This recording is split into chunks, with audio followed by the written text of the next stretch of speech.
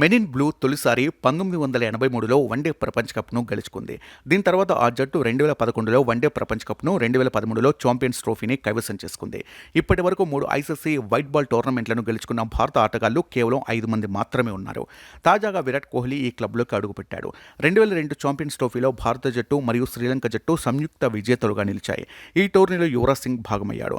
అతను 2 ఇన్నింగ్స్లలో కలిపి 65 పరుగులు చేశాడు. 2007 టీ20 ప్రపంచ కప్ 6 ఇన్నింగ్స్లలో యువరాజ్ 194.73 స్ట్రైక్ రేట్తో 148 పరుగులు చేశాడు. స్టూవర్ట్ బ్రాడ్పై ఒకే ఓవర్లో 6 సిక్సర్లు బాదాడు.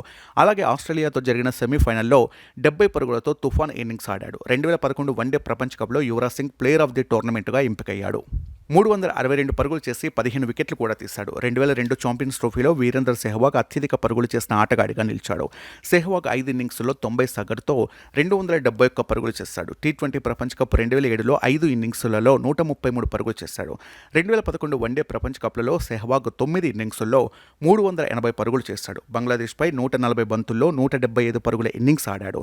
మహేందర్ సింగ్ ధోని 3 ఐసీసీ ట్రోఫీలకు భారత జట్టుకు కెప్టెన్గా వ్యవహరించాడు.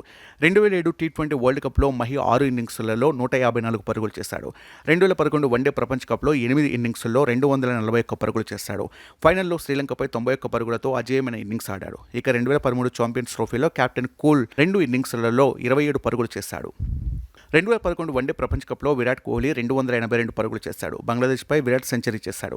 2013 ఛాంపియన్స్ ట్రోఫీలో విరాట్ 176 పరుగులు చేశాడు. 2024 టీ20 ప్రపంచ కప్లో విరాట్ కోహ్లీ 8 ఇన్నింగ్స్ల్లో 151 పరుగులు చేశాడు.